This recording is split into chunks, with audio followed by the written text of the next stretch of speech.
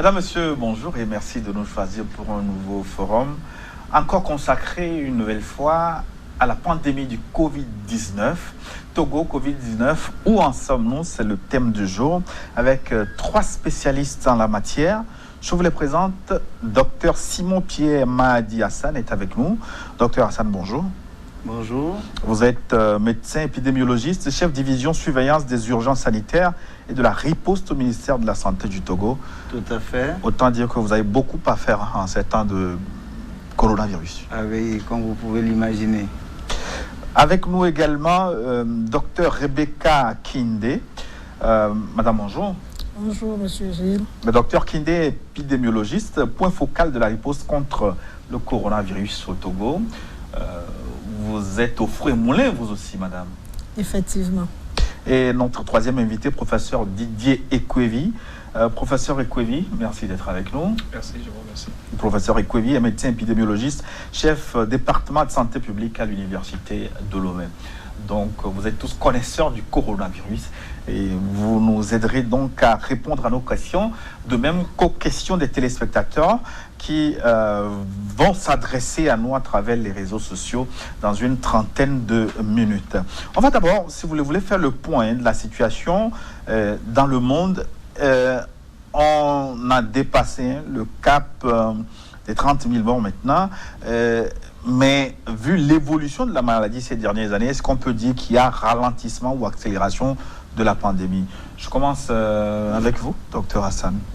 Oui, à voir l'évolution de la courbe, elle grimpe. Elle grimpe en termes de nombre de cas et en termes de nombre de pays touchés.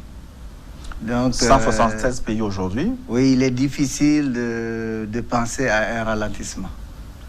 Donc, actuellement, le nombre de cas augmente de jour en jour.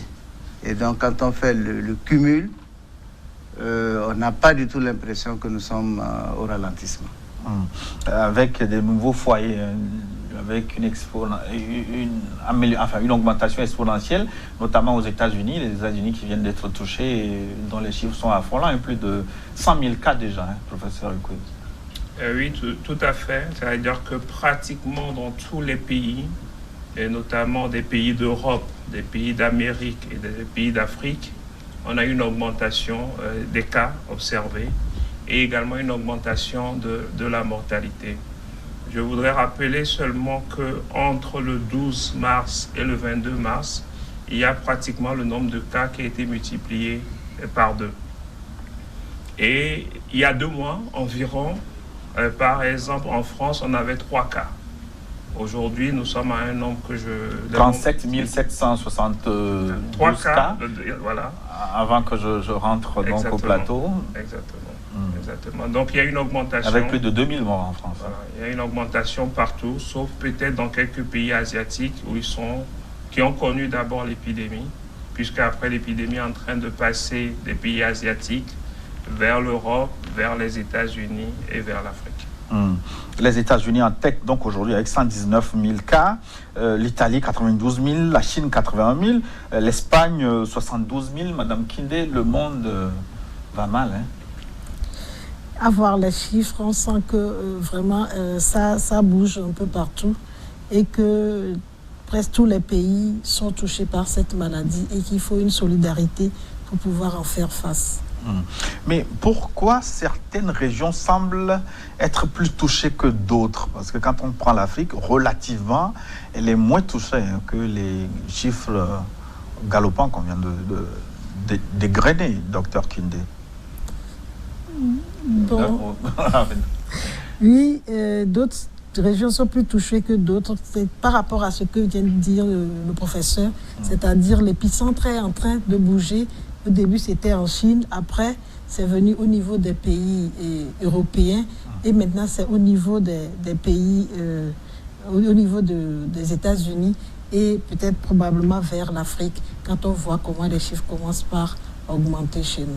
Ça veut dire que vous pensez que les chiffres de 10 000, 30 000, 50 000 dont on parle là, ça peut arriver dans nos pays également, docteur? Oui, c'est bien possible, c'est bien possible. C'est une nouvelle maladie pour laquelle beaucoup de données ne sont pas encore véritablement maîtrisées. Donc, c'est bien possible. Et c'est bien pour cela que les pays africains doivent faire excessivement attention. Mais il a été abondamment dit, vous êtes épidémiologiste, c'est bien le cas de vous poser la question. Franchement, est-ce que le soleil ne ralentit pas la propagation de ce virus? Quelque part, est-ce que les pays chauds ne sont pas moins exposés que les autres? Professeur Ekoui, je vous renvoie la patate chaude. Non, c'est pas une patate chaude. C'est-à-dire que c'est des hypothèses qui ont été avancées à un moment donné. C'était par rapport à la cinétique ou bien à l'évolution de la grippe. Pour ce qui est du cas de la grippe, qu'on appelle la grippe saisonnière, dans les pays européens, c'est favorisé par le climat tempéré. Pour ce qui est le cas du SARS-CoV-2, qui est responsable du Covid, on n'en sait absolument rien. Il y a 2-3 semaines, on nous disait que l'Afrique était totalement épargnée. Et on commence par observer des cas. Maintenant, on peut encore aller un peu plus loin. Est-ce qu'on a moins de cas en Afrique parce qu'on a un problème diagnostique? Ou bien on a moins de cas parce que, effectivement, le climat peut être un facteur favorisant. Ça peut probablement réduire la transmission, mais on n'en sait absolument rien.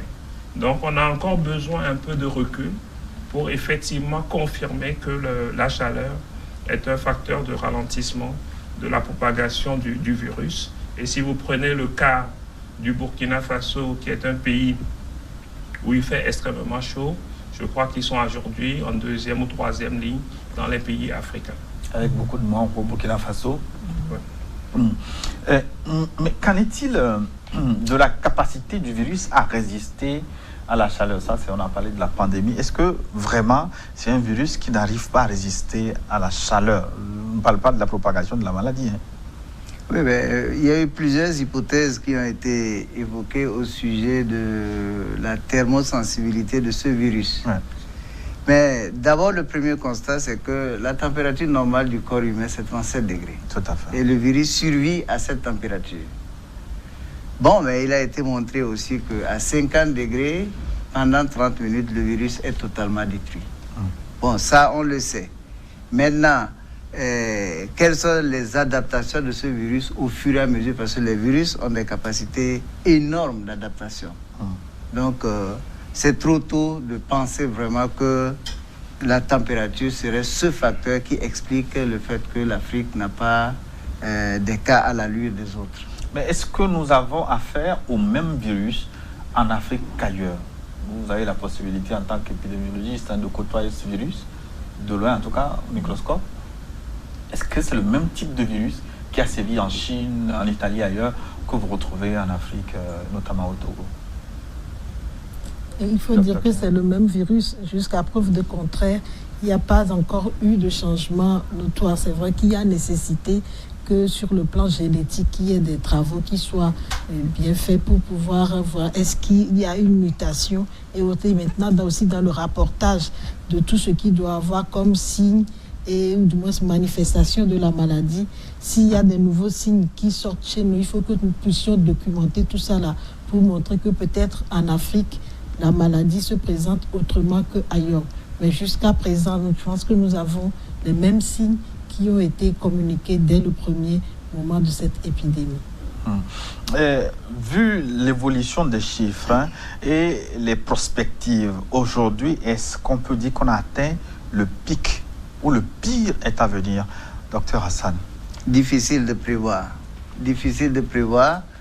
Bon, des projections sur certains modèles pourront le dire, mais aujourd'hui, à l'allure où ça évolue, avec le déplacement de l'épicentre, on ne peut pas encore présager du pic. Donc, les mesures préventives vont continuer à être mises en œuvre partout. Et on espère tout simplement inverser la courbe. Mais vu l'expérience de la Chine, en l'espace de 3 mois, s'ils ont pu inverser la courbe, on peut, de façon empirique, espérer que dans les 3 mois à venir, l'ensemble des pays pourront aussi inverser la courbe. Oui, mais là, vous me tendez une belle perche. Comment se fait-il que le monde n'a pas su tirer les leçons de la façon dont la Chine, et on va ajouter aussi la Corée du Sud, la façon dont ces pays ont géré la crise? Pourquoi eux, ils ont pu réussir facilement et que les autres n'ont pas pu tirer facilement leçon Non, mais nous communiquons toujours avec la Chine, avec des vidéos, des téléconférences pour pouvoir apprendre d'eux et tirer les bonnes pratiques. Et je crois que tous les pays sont dans cette dynamique. Mais d'un pays à l'autre, comparativement à la Chine, les comportements ne sont pas exactement les mêmes. Donc, je crois que lié au fait que beaucoup de données ne sont pas encore précisées autour du virus, il est difficile de dire que c'est tout simplement ces facteurs comportementaux qui sont à l'origine donc de la différence entre ce qui s'est passé en Chine et les autres pays. Vous parlez de facteurs comportementaux, vous voulez évoquer la discipline qui a régné dans ces pays quand on a décrété le confinement, professeur Ekwe. On sait exactement ce qu'il faut faire. C'est-à-dire que si vous prenez l'exemple de la Chine, ils ont choisi le confinement, mais un confinement avec beaucoup de discipline. Et ce confinement a été suivi de mesures... Un confinement qui a été très vite décrété, ça aussi. Très vite décrété, ils se sont rendus compte, quand vous avez un système de surveillance qui est très performant et que vous constatez une augmentation rapide du nombre de cas, avec une file, par exemple, dans les hospitalisations, avec des sujets présentant les mêmes signes, très vite, ils ont su qu'il y avait quelque chose qui se passait. Ils ont décrété un confinement, ce qui a été suivi d'une discipline exceptionnelle, mais avec des mesures d'accompagnement. C'est-à-dire, dans ces mesures d'accompagnement, ils arrivaient jusqu'à aller dans les quartiers, il y avait des chefs de quartier, et à alimenter les gens, aller au domicile des gens, à distribuer la nourriture. Deuxièmement, la deuxième méthode qui est utilisée, c'est ce qui a été fait en Corée du Sud, c'est de faire un dépistage massif, un dépistage intensif de la population. Les gens dépistaient, ils isolaient les malades et ils les traitaient. Et la Corée du Sud a été un bon exemple, puisque quand vous voyez la mortalité, elle est un peu plus faible, de l'ordre de 1,2%.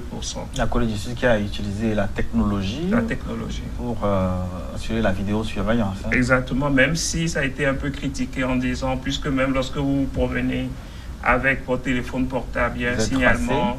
Même lorsque vous prenez avec votre carte bancaire et que vous allez faire un petit achat, vous êtes signalé et tracé. Donc c'est la technique, la stratégie de l'innovation et de la technologie et du dépistage intensif et massif.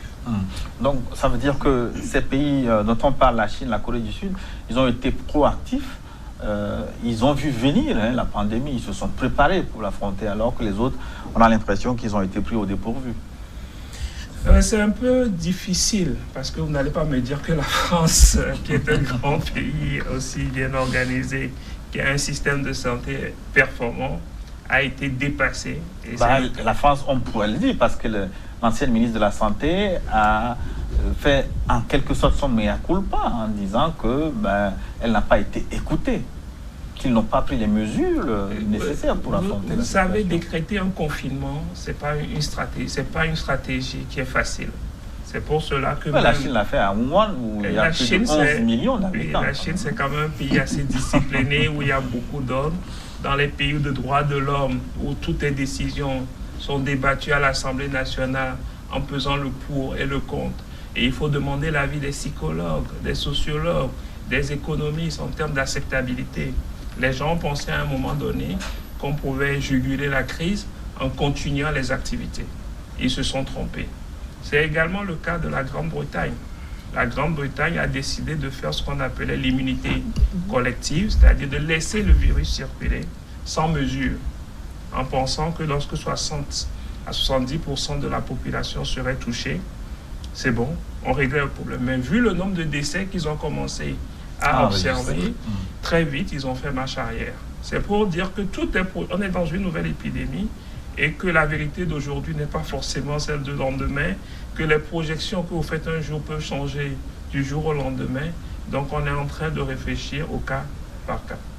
Non, je voudrais m'adresser à des épidémiologistes en tant que praticien du domaine.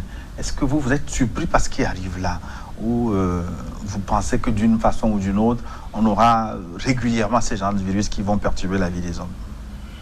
Non, surpris, oui et non. Oui et non, parce que théoriquement, le système épidémiologique s'apprête à tous les événements. Mais dans la riposte, il faut un certain nombre de données pour être efficace. Lorsque les données autour de l'agent causal, autour donc de ce virus ne sont pas claires, il est difficile de proposer des mesures précises. Mais vous verrez très bien que une prochaine fois, après, si cette épidémie est jugulée, une prochaine fois, les leçons tirées de cette actuelle épidémie permettront rapidement de prendre des mesures assez efficaces. Le professeur parlait tout à l'heure de l'exemple de la grippe. Mais la grippe, avant d'être maîtrisée aujourd'hui, a fait beaucoup de dégâts. Beaucoup de décès, des millions de décès. Mais il y a eu des virus similaires. Le virus du SRAS, par exemple, il paraît qu'il ressemble beaucoup au coronavirus. Oui. En 2003, le SRAS avait fait beaucoup de morts. Pourquoi ça n'a pas servi d'exemple pour pouvoir juguler cette crise plus rapidement? Il faut dire que chaque épidémie avec sa particularité. C'est vrai qu'en 2002, il y avait cette première épidémie due à un coronavirus. Et en 2012, on peut se dire peut-être après chaque 10 ans, ça arrive. Mais cette fois-ci, on n'a pas attendu 2022, mais c'est arrivé à 2020.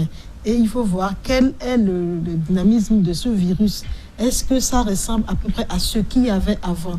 Je pense que tous les jours, on apprend sur ce qu'il y a. Si, par exemple, demain, on arrive à traverser cette période, si quelqu'un fait un coronavirus de 2019, ça ne constituera plus un problème parce qu'on l'aurait connu et on l'aurait maîtrisé. Ça ne pourrait plus entraîner une épidémie.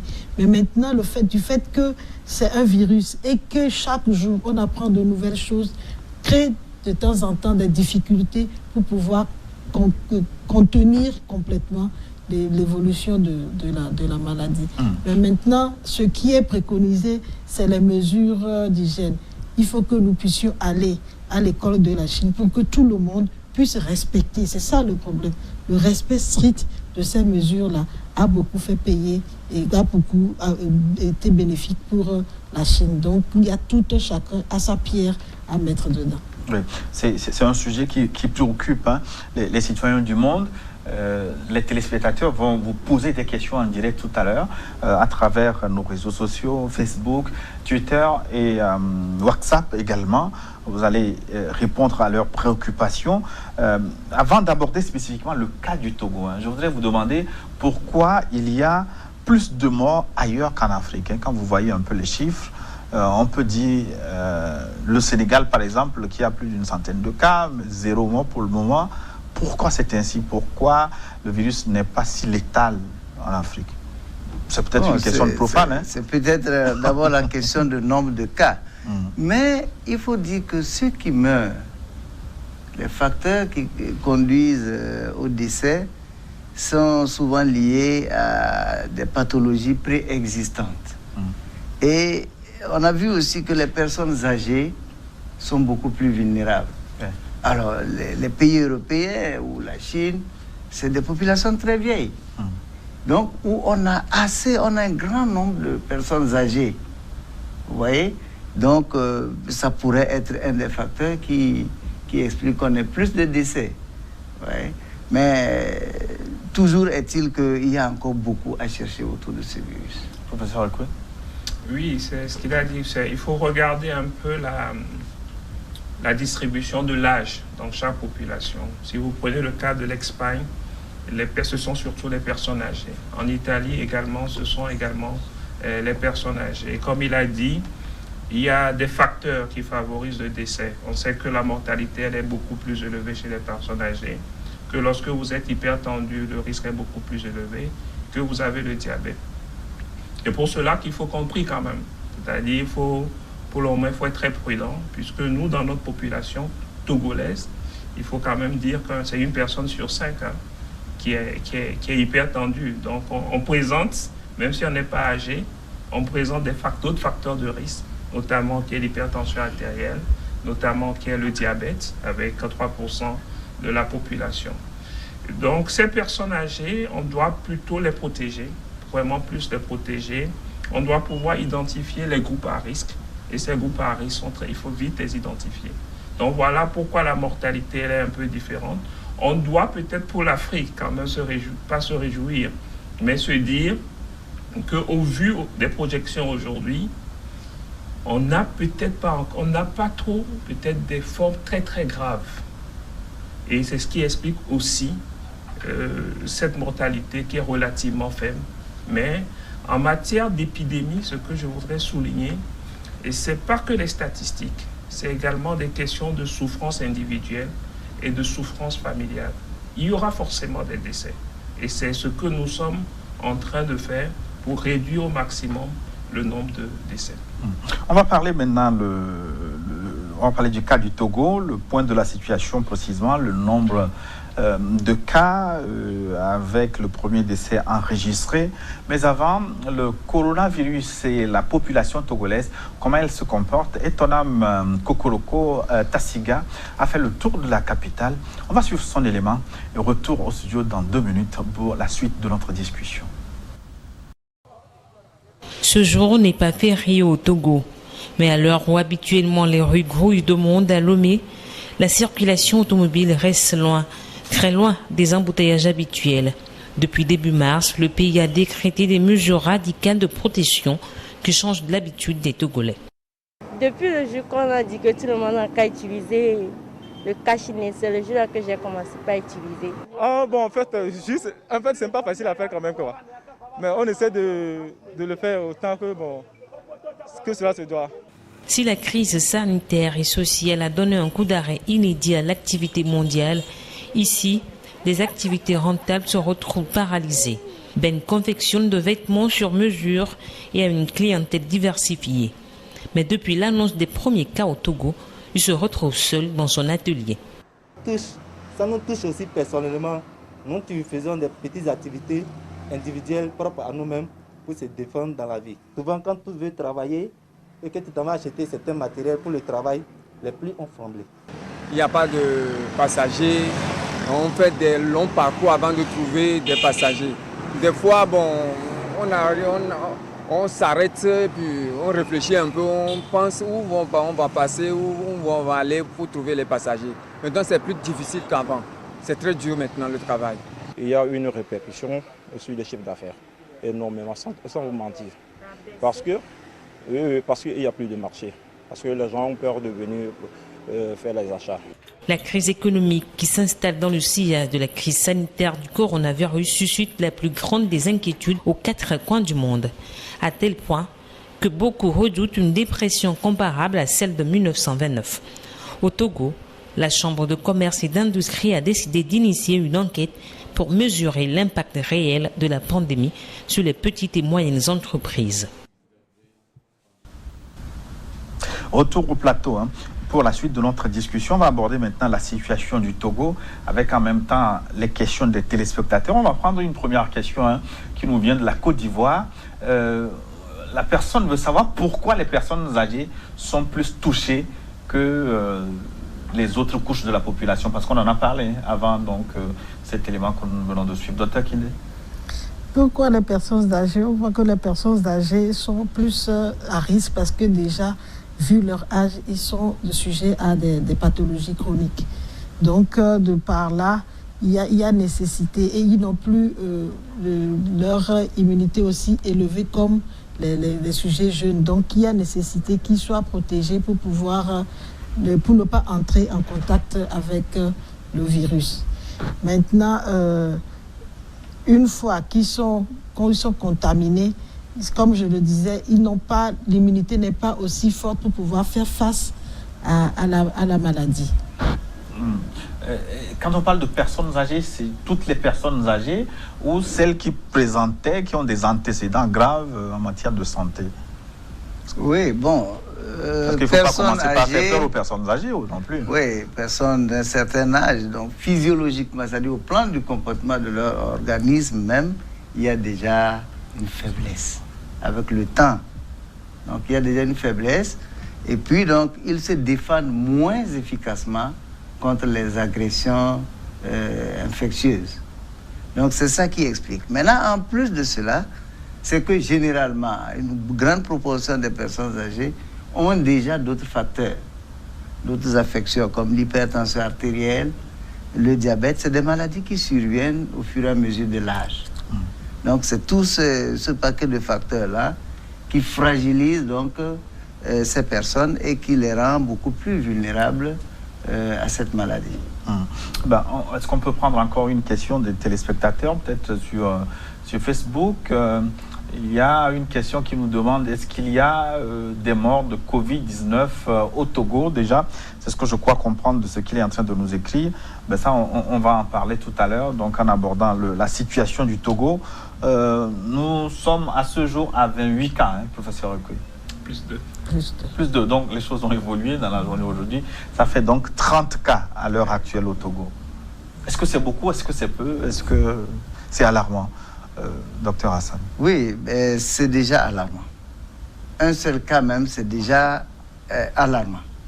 Puisque ça, c'est ce que notre système a pu détecter. C'est vrai, nous sommes assez répandus sur l'ensemble du territoire pour chercher à détecter des cas, mais les 30 cas sont un facteur de propagation de la maladie, puisque chaque cas vient d'une communauté, donc a eu déjà des contacts, donc le risque est encore réel. Alors, comme la maladie peut ne pas se manifester vraiment, il y a donc du travail à faire. C'est-à-dire que ça reste véritablement inquiétant. 30 cas, mais on peut dire que l'évolution est lente ces derniers jours, parce que quotidiennement, ça fait 1-2 cas chaque jour, professeur. Oui, parce que c'est ce qu'on observe au cours des systèmes de surveillance. Mais tant qu'on n'a pas identifié, on a besoin de données, parce que réellement, c'est la face visible de l'iceberg qu'on voit. On n'a aucune idée de la profondeur. C'est-à-dire exactement le nombre de personnes infectées au Togo. Là, c'est les personnes dépistées que nous avons, qui sont aujourd'hui 30. D'après, c'est pas pour alarmer, mais d'après les projections et d'après quelques modélisations, en Chine, pratiquement, lorsqu'on trouve 2 cas, il fallait pratiquement le multiplier par 7 pour se dire, voilà la réalité. Donc, je ne connais pas aujourd'hui la réalité, comme l'a dit Hassan, mon docteur Hassan, c'est-à-dire 30 cas, c'est inquiétant. 30 cas, ça veut dire des contacts. Les contacts, ça veut dire des sujets qui ont une forte probabilité de pouvoir développer la maladie. Et c'est pour cela qu'on suit tous les contacts, qu'on leur demande de prendre la température matin et soir, et dès qu'on a un petit signe, on va essayer de leur faire le test. Nous allons prendre une question qui nous vient de Cara, une question sur WhatsApp. Bonjour, c'est depuis Cara par rapport au facteur chaleur. Je crois que quand le virus est en dehors de l'organisme humain, la chaleur peut facilement le détruire. Mais quand il est déjà dans l'organisme, là, la chaleur n'a plus d'effet. Donc, est-ce qu'il a raison dans ce qu'il est en train de démontrer, docteur Kinde? Oui, bon. Dans une cellule vivante, dans le corps humain, le virus arrive à la température de, comme on a dit tout à l'heure, 37-38 degrés. Maintenant, comme Dr Hassan l'a dit, il y a beaucoup de choses à apprendre autour. Dire aujourd'hui que la chaleur n'a pas d'effet systématique sur le virus en dehors du corps, c'est aller trop vite. Je pense que le temps va plus nous situer. Le temps va plus nous situer parce qu'au début, on disait que dans nos pays, il y a plus de chaleur et que on n'aura pas de cas. Mais on a commencé par enregistrer des cas, pas seulement des gens qui sont revenus d'ailleurs, mais une transmission qui se passe dans notre pays. Donc ça veut dire qu'il fait chaud, mais on a la transmission locale qui se passe. Donc il ne faut pas qu'on ait trop d'idées sur cette histoire de la chaleur qui détruit le virus. Mais quand même, faisons tout pour barrer, pour couper la chaîne de transmission de cette maladie.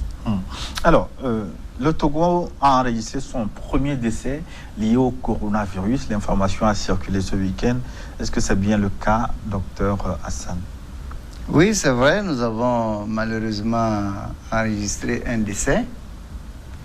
Mais quand il y a décès, il faut analyser.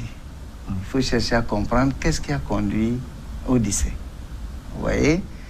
Alors, pour ce cas, spécifiquement, beaucoup de réflexions ont été faites, puisqu'en réalité, il était déjà à la phase, il était entré en phase de guérison, et même prouvé par les analyses biologiques.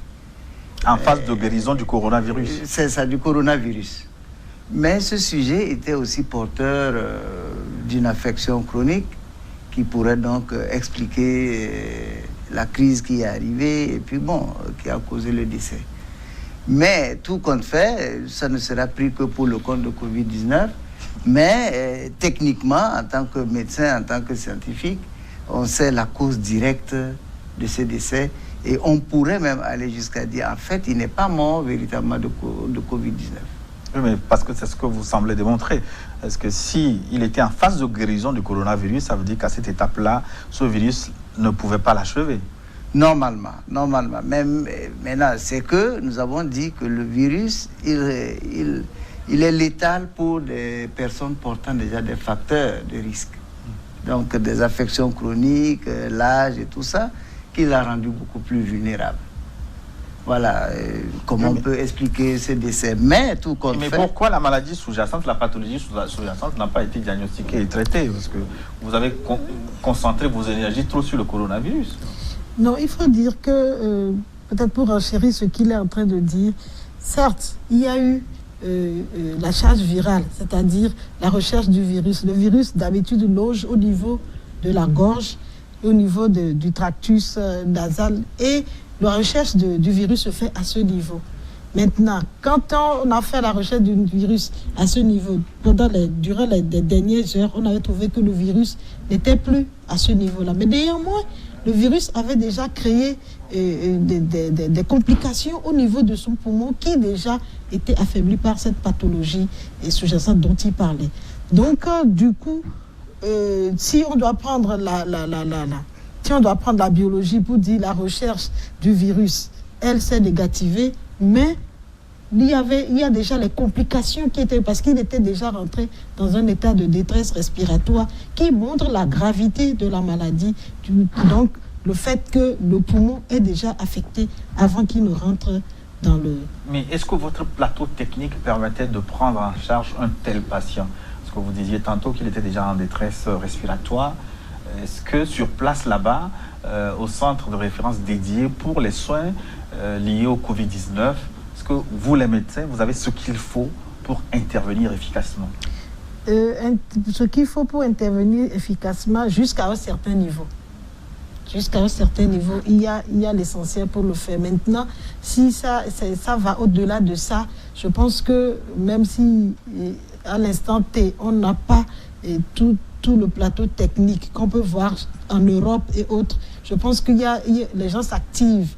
On est en train de s'activer, le gouvernement est en train de s'activer pour que dans un bref délai, tous ces dispositifs soient mis en place. Oui, mais s'activer, bref délai, professeur Okwe, tout ça, quand ça se dit en politique, on sait le temps que ça prend. Non, il faut replacer la gestion de l'épidémie dans son contexte. Le samedi dernier, le gouvernement a décidé d'allouer une structure de prise en charge, qui est le CHR Lomé Commune. Mais tout un équipement, le personnel, l'équipement, la rénovation en place demande du temps. Si vous me demandez aujourd'hui, est-ce que nous avons tout pour traiter, pour une prise en charge efficace, la réponse est non.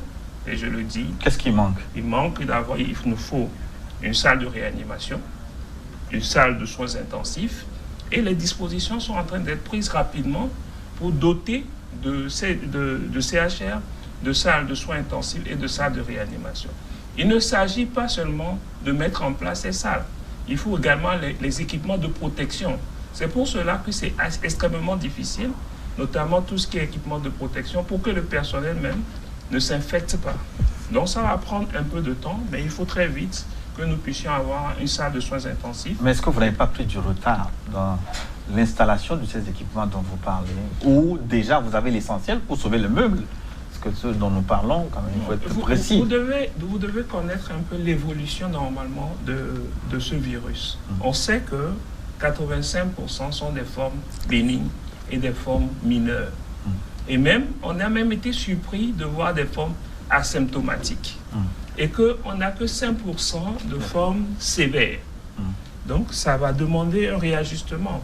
C'est-à-dire, ce réajustement, c'est de pouvoir équiper, au cours de cette semaine, d'avoir un service de soins intensifs et puis un service de réanimation pour pouvoir prendre en charge ces patients. Mais ça se fera. Tout est mis en œuvre pour cela. Oui, mais Gilles, il faut qu'on fasse attention aussi. Les équipements vont être mis en place, mais les pays les plus nantis enregistrent des décès. Ils ont tout l'équipement nécessaire, tout le matériel nécessaire. Ça veut dire qu'il faut quand même qu'on se dise que quoi qu'on fasse, on enregistrera des décès, malheureusement. Il y a, vous avez dit 30 cas, un décès, une personne guérie, et les autres, comment sont-ils, quel est leur état aujourd'hui? Est-ce que vous avez des informations là-dessus? Parce qu'il reste 28 cas. Oui. Pas en réalité 28 cas, parce que donc on a 30 cas, on a un décès, il y a un patient qui est à Cotonou, et il y a un patient qui est guéri, et il y a un processus de sortie, de déclarer la guérison, c'est-à-dire pour dire qu'un patient est guéri, il faut faire 2 mesures de la charge virale, c'est-à-dire est-ce qu'il a encore du virus.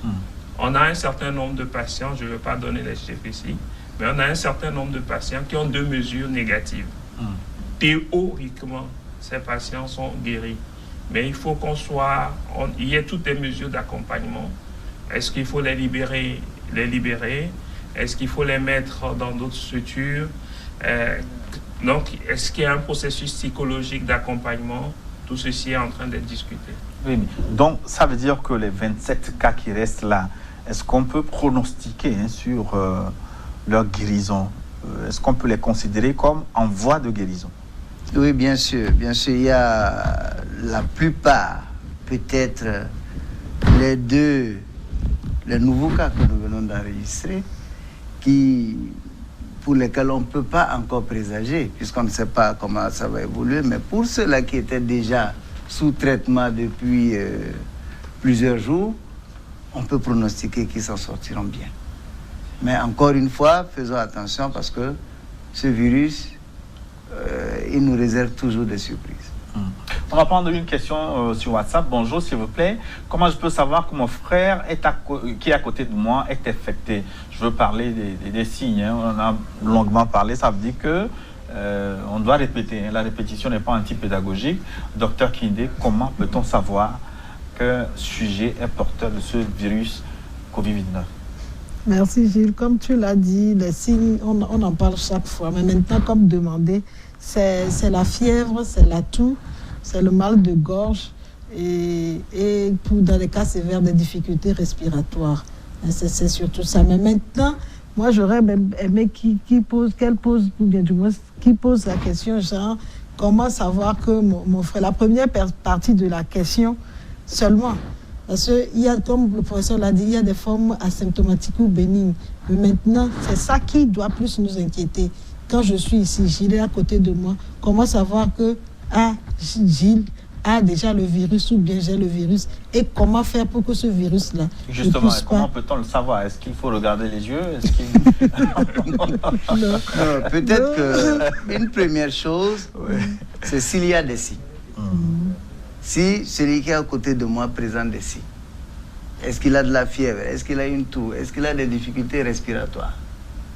Maintenant, associé à ça, est-ce que c'est inexpliqué? Par exemple, si je suis dans ma maison avec un asthmatique connu, d'accord, qui est à la maison et qui fait sa crise d'asthme, bon, je penserai moins à Covid-19, même si ça reste toujours dans le fond de l'esprit. Mais quelqu'un, par exemple, qui est revenu de voyage, qui est avec moi et qui présente cette situation. Quelqu'un qui a été en contact avec un cas confirmé, donc il est connu avoir été contact d'un cas. Donc c'est plus facile pour moi de suspecter que la personne pourrait avoir donc cette maladie Covid-19. Donc c'est sur ces éléments-là qu'on se base pour suspecter et donc alors s'annoncer au numéro 111 et puis toute la démarche de confirmation va être déclenchée. Est-ce que vous pensez que les mesures préventives qui sont décrétées par le gouvernement sont bien suivies sur le terrain? Professeur, vous observez un peu autour de vous, vous observez les populations. Est-ce qu'on peut dire que ces mesures sont bien suivies? Oui, je peux dire que certaines mesures sont bien suivies, notamment tout ce qui concerne les embrassades, les salutations. Personne aujourd'hui, pratiquement dans toute la population togolaise, on voit très peu de gens se saluer. J'en en vois pratiquement plus. Maintenant, il y a certaines mesures qui sont contre-productives, notamment lorsque vous voyez les gens utiliser des gants. Les gants, et parce que vous les voyez, ils sont sur leur moto, ils utilisent des gants, mais c'est avec ces mêmes gants qu'ils prennent leur téléphone portable et qui ramènent ça au niveau de la joue. Donc cela veut dire que ce sont des mesures qu'il faut éviter. Il y a d'autres mesures telles que la distanciation sociale qui n'est pas encore complètement bien suivie, notamment dans les marchés. Et on voit encore, par exemple, des enfants jouer et qui se touchent. Donc, c'est un certain nombre de mesures qui ne sont pas encore bien suivies. C'est pour cela que nous continuons la sensibilisation pour que toutes ces mesures soient très bien suivies. Voilà à peu près ce que je pourrais dire. Oui, docteur Hassan? Oui, bien sûr. Parce que certains se plaignent qu'on voit encore beaucoup trop de monde dans les rues, ce qui donne l'impression que les mesures de confinement ne sont pas respectées, confinement entre guillemets, parce qu'il est demandé quand même à chacun de rester chez soi dans la mesure du possible. Oui, bon, confinement, comme le professeur l'avait dit, ça c'est une des stratégies difficiles à mettre véritablement en œuvre. Mais déjà qu'on voit dans la population des gens porter le masque, éviter de se saluer, etc., ça veut dire quand même que la grande partie de la population a déjà pris conscience. Mais tout naturellement, dans tout processus de changement de comportement, il y a toujours une frange de la population qui reste réticente et qui suivra bien sûr après. Et c'est d'où l'intérêt que nous poursuivions donc les sensibilisations et tout ça, parce que certains n'ont pas encore cru, ils ne sont pas encore convaincus. Ils sont toujours dans le déni. Voilà, ils sont sceptiques. Ils ne sont pas d'accord que le virus existe, ou ils disent, bon, c'est pour les autres. C'est pour les autres. Donc voilà.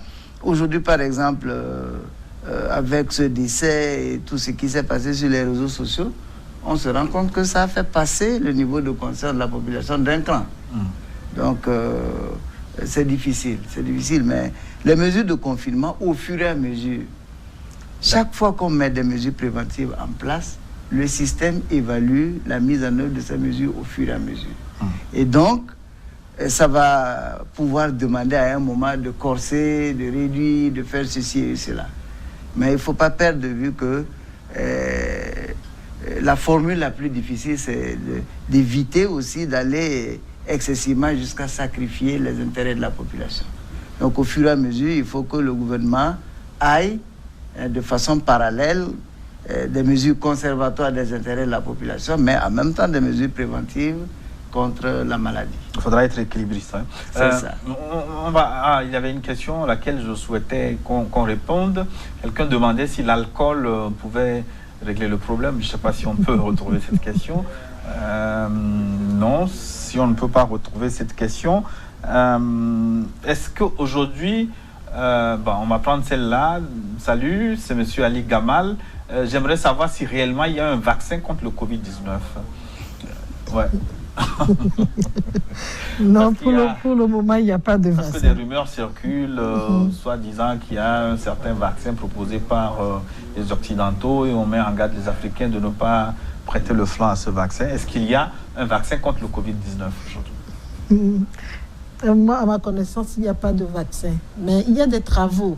Quand il y a une maladie comme ça, il y a des travaux qui se font pour pouvoir mettre le traitement spécifique en place. Donc, pour dire en termes de vaccin, jusqu'à présent, on ne nous a pas encore, du moins l'OMS n'a pas parlé de vaccin qui est disponible, qui doit être testé en Afrique, ou je ne sais pas. Non, on retrouve la question, est-ce que la consommation de l'alcool est efficace pour la lutte contre le virus? Ça, c'est une question WhatsApp qui nous vient. Quel alcool? Non, il faut qu'on reste sérieux. C'est-à-dire que, la consommation d'alcool est dangereuse pour la santé. Et on le dit tout le temps, l'abus d'alcool. Est-ce que c'est la consommation qui est dangereuse ou l'abus? Les deux. La consommation même elle est dangereuse pour la santé. Ah bon? L'OMS dit aujourd'hui risque tolérance zéro pour l'alcool. les choses sont assez claires. Ça veut dire que vous ne prenez pas d'alcool, vous? Non, ça c'est autre chose. C'est un choix personnel. C'est un choix personnel en pesant en pesant le risque. Donc l'alcool, c'est pas bon pour guérir du Covid-19. Non, pas du tout. On va marquer une pause. Je promets qu'on revienne sur la question dans une dizaine de minutes. On marque une pause pour une édition du journal. À tout de suite donc pour la seconde partie de New World Forum.